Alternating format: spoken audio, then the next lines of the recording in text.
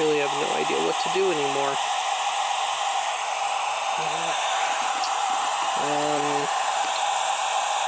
You know what? If this doesn't work, I quit. Here goes nothing.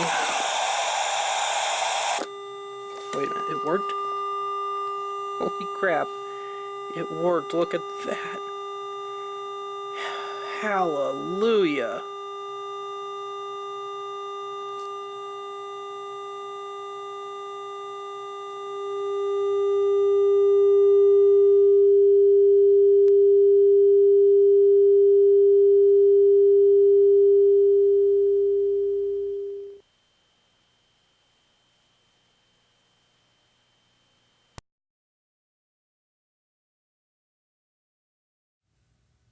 And welcome to the all-new, slightly pared-down edition of the Oddity Archive. Well, it's been an interesting 6 weeks. Let's just start with that. Indeed, just in the last week, thanks to some swift renegotiation on my part, not to mention a slight bluff regarding the well-being of a certain inexplicably popular, perpetually unhappy-looking feline, we're back on YouTube. But prior to that, I had been working on some alternative means of continuing on with the archive, one being an over-the-air analog TV version of archive, and a rather catastrophic, one-time-only radio version of archive. Places tongue firmly in cheek. But, of course, this led to a bit of a challenge in that I have to, or had to, cater to a much more select group than before, like an audience of one. Me. Stupid FCC. Of course, as you could well imagine, this led to a bit of a, shall we say, crash course in genuine Bush League broadcasting, which I will now proceed to bore you to tears with.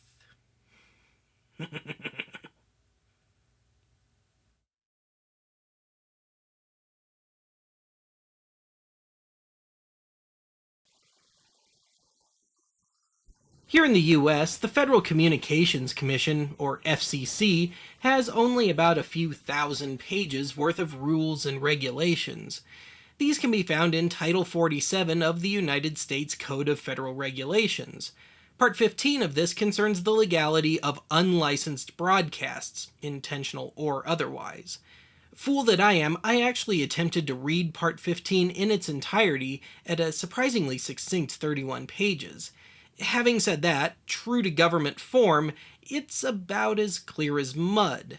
It doesn't even discuss specific forms of communication for the most part. Here's what I've been able to discern. The FCC gives no real guidance about the power of a transmitter or the size of an antenna. Instead, the FCC allows for up to a 250 microvolt emission per meter, taken at a distance of 3 meters, call it 10 feet.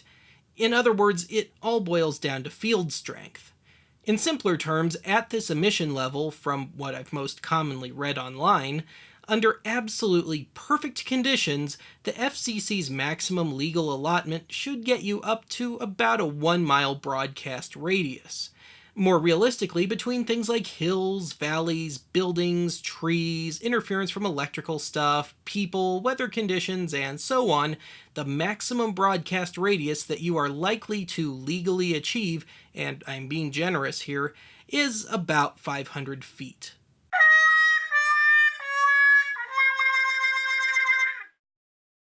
On the analog TV front, a transmitter per se is not necessary.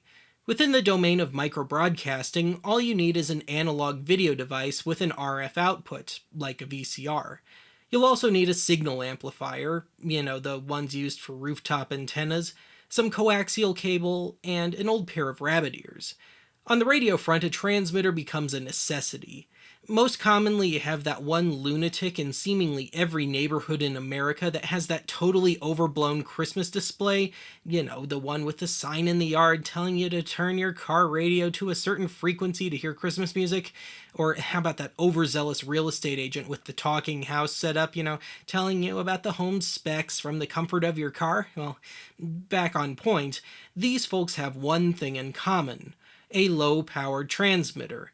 So, in case you didn't get the message, you will need a low powered transmitter. And possibly an aftermarket antenna, depending on terrain and such.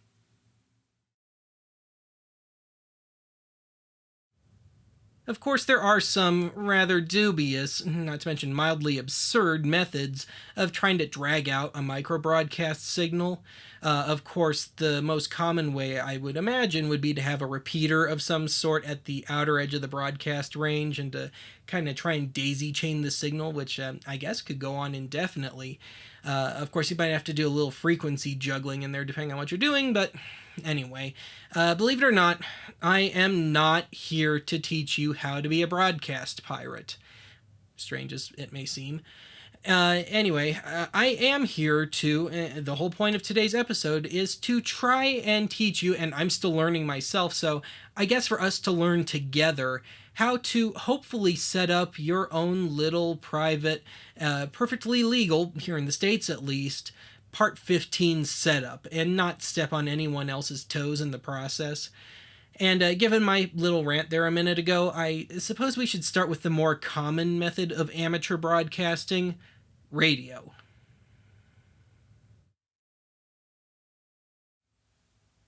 And here we are with the ingredients to start your own little private, not pirate, private radio station. And of course, you will need the transmitter, or in my case, just the empty box for, just to give you something to look at. And you'll probably also want a surge protector. Now, these are usually a complete kit, complete with the antenna and all the cables and stuff, so you don't really have much to worry about beyond that. But let's, before I even show you the parts, let's just discuss how I arrived at picking out this one. For years, I have had one of those FM radio, cigarette lighter, iPod, iPhone transmitters, and I could never seem to get much of a signal in my own car, just right there. And I can pick the most isolated frequency, and I have a pretty good antenna. Maybe I have too good an antenna, who knows, but it just seemed like it wasn't gonna cut it. And not only that, beautiful downtown Aurora is pretty dense in more than one way, but enough about politics. So it just seemed like the one I was looking at initially, which was a switchable 1/10 and 1/2 watt transmitter, just wasn't gonna cut it for the conditions. So I ultimately settled on this one, a Sonic AX7C, and this is switchable between 1 watt and 7 watts. Now, this thing claims to be FCC Part 15 compliant, but I'm thinking the 7 watt might be just a little too good, and I'll discuss that in a little more depth in a bit here. But before we go any further, let's take a look at just the individual parts. And indeed, this isn't even a part, this is a CD that I made just of test tones to test broadcast range and stuff, and just have something flat to go on instead of dealing with songs and the potential copyright issues notwithstanding, just audio issues, inconsistency, that sort of thing. So anyway, if I have any real complaint about this transmitter, it is the power stuff. Are you noticing that it's missing a little something on the plug here? Yeah, it's missing the holes. So it's not that big an issue, except that it comes out a lot easier. That's the whole point of the holes, to help it latch into a plug, into an outlet. And so that kind of sucks, but the surge protector sits on the floor, and this just sits in it straight up like that. So it is what it is. And the cord itself is just thin and cheesy, and I really don't like that. Maybe I'll find something to replace it with at some point. And the brick is kind of the same way. Pretty thin, pretty cheesy, and I believe the transmitter itself is rated for up to 2 amps. This is only a 1 2/3 amp power supply, so it's not quite going to its full potential, but I don't know if I really want it to. But anyway, let's see, I got the manual here, which is written in perfect English. And then it came with an 1/8" cable, which I have yet to open and may never open because I already have that stuff. And I've got the antenna, which is actually a reverse thread TNC connector, not BNC, TNC. And that seems to be the current standard, if I'm not mistaken. So there you go. Trying to find attenuators for this if I wanted to cut the signal seems to be a bit tough, though. And of course we have the transmitter itself, which is perhaps a little too simple. You got volume, you got mic gain, you got 1/8" inputs for a CD player or iPod or whatever, and one for a microphone, power, changing between power levels, frequency, whatever, depending on how you start it up. And then you got the place for the antenna, AC, and I've actually been pleasantly surprised with the fan. It's not too loud. And not only that, I've been pleasantly surprised in how cool this stays in the power supply. I mean, it really stays kind of cold, and which is nice. Having it on for like a couple hours at a shot and it barely gets warm, I actually kind of like that. So let's jump ahead here. I'll ramble some more, and maybe we'll even get in a little demo. And welcome to KBEN Studios, your home for the hits, or more accurately, just some test tones. And we got the transmitter, we got a battery-powered CD player, we are not plugged in, and of course we've got the surge protector there. And, you know, I think I'm actually going to take one more cut before the demo, just because I don't have a third hand. And anyway, in testing this, I only tested this thing on the high power setting once. And it worked a little better than I care to admit. And so I found that on the low power setting with the antenna down, and I can move it like next to a surge protector and cut the signal a little more, but just in general with the antenna down on low power, I get about what I want. So, I mean, my street is about 600-700 feet from one end to the other, and I'm pretty much dead center in the street. And I can almost make it to either end of the street before the signal drops out completely, so that seems about right. And to turn this thing on, this does tie to something else, you would want to have the plug into your surge protector first, and then you'll want to hold the power button and then plug in the power supply.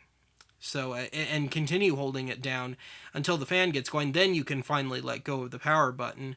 And once that happens, the screen lights up, and you can use the frequency buttons to try and cut down frequencies. I've noticed that you can kind of leave it open, and you can even go beyond the bounds of FM, which I don't know how I feel about that. But I can cut it down to just, like in my case, 104.7 FM, which I can cut it all the way down, and it seems to eliminate any bleed onto any adjacent frequencies. And of course, 104.7, just here in Colorado, tends to be our token low-power FM station frequency. And there's a few of them, but the nearest one to me is still well out of broadcast range, so it's not an issue, especially if I'm only going about 300 feet. And yeah, I'll take a little cut here, and I got my test tones set up. I'll have everything plugged in, and it'll be wonderful, and you'll probably just yawn. And this is KBEN in operation. Isn't it just the most elaborate thing you've ever seen? So, CD player running to the transmitter, plugged into the surge protector, sitting near the surge protector just to cut the signal a little, add a little intentional interference, and got the antenna down, low power, and I guess we'll take a little look and a little listen. Here's my home stereo, 104.7, of which I'll even show it on here. My camcorder doesn't really like screens, so yes, it is 1047. But anyway, there it is. Let me crank it up and you can hear the sweet, sweet tunage that you can hear on a maybe twice a year basis on KBEN. This is an awesome band. This is called 1 Kilohertz. I think they're going to be big someday.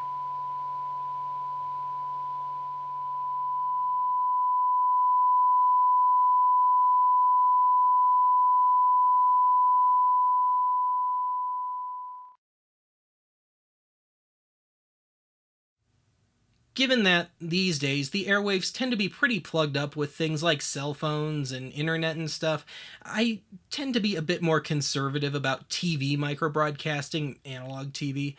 And I think with very good reason. I mean, for one, the frequency placement that you could wind up with is pretty random, and even better yet, I think the FCC tends to be a little more paranoid about such things. So, my advice to you, if you were to try and experiment with this stuff, would be to try and keep it confined to just a room. You know, have no more range than what you'd get with, say, one of these FM car radio iPod trinkets.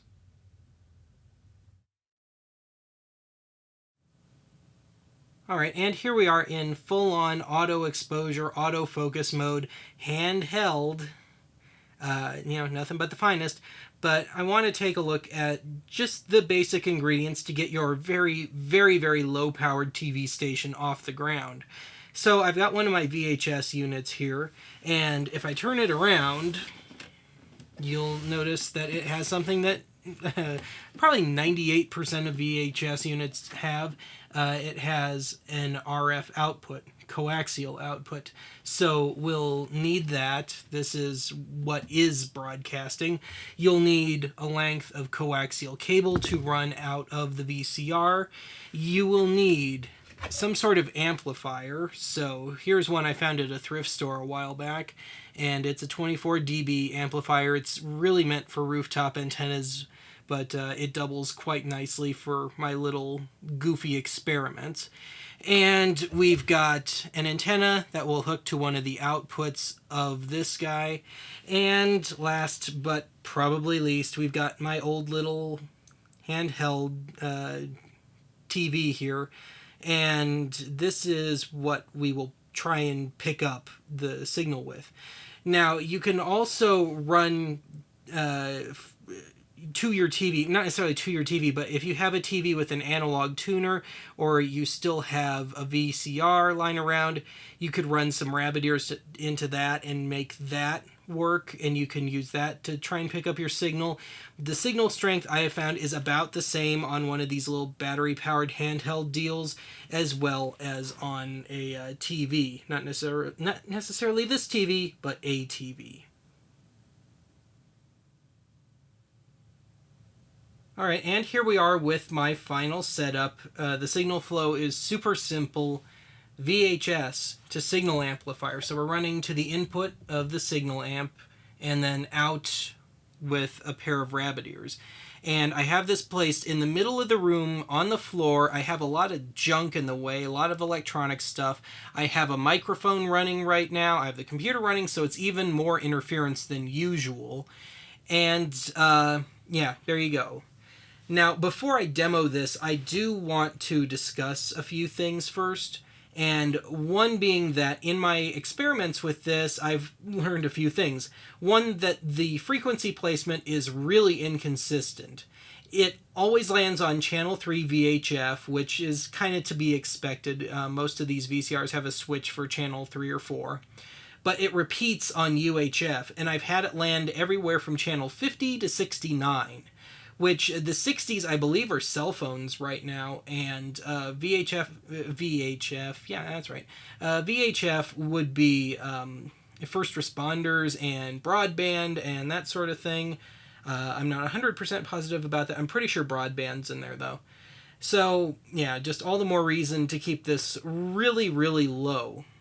Now, the whole reason that I even did this to begin with was I wanted to make a new logo for Oddity Archive, and I had an idea where it would be the color bars with the Oddity Archive name on it and being received over a rather poor analog broadcast. So it seems like every summer I get into some sort of weird technical thing and I just learn it as I go along and I report back to you. Aren't you thrilled? So all this for a new logo. I have got the color bars with the Oddity Archive name on it. I even, just to be a smartass, threw in a 400 hertz tone, which will probably never be heard again after this episode. And how I achieved that, again, I'm just rambling here. I took it from one of my laser discs that had color bars on it, and I ran that to the computer, put the Oddity Archive name on it, rendered the file, and then I printed it to digital 8 tape, ran that to VHS, and then I just ran back and forth between VHS and one of my Betamax machines, and intentionally, got down to like a third or fourth generation thing and played around with the speeds and everything. And of course, the cherry on top was this weird technical thing that I've come up with, which is really just a glorified parlor trick, really. So let's get down to business here. Once the tape starts playing, we will be broadcasting, and I'm going to try and keep the transmission ultra brief. I think we should be okay. Indeed, when I first tried this out, I had the antenna in a really good spot in the window and everything optimally placed, and I went outside, just with my little handheld TV here, and it was a little too good. I made it halfway out into the street before the signal dropped. So in my experiments, this is kind of how I've been able to really boil it down, and not only that, get appropriately bad reception for the archive's new logo. So yeah, we'll get the transmission going here and we'll try and keep it brief. So I hit play and I'll zoom in, land on channel 3, and there it is. The would-be potential new archive logo. It may or may not stick. It may get revised. I'm not sure. And I guess I'll play around with the reception on the rabbit ears here. I can usually make it really drop. Oh, yeah, got it on the first shot. So I think I've done all right for myself. And I think quite appropriately we should do the super brief, informal Oddity Archive sign-off, which entails me hitting the power button on the VHS. So, here we go. Signing off.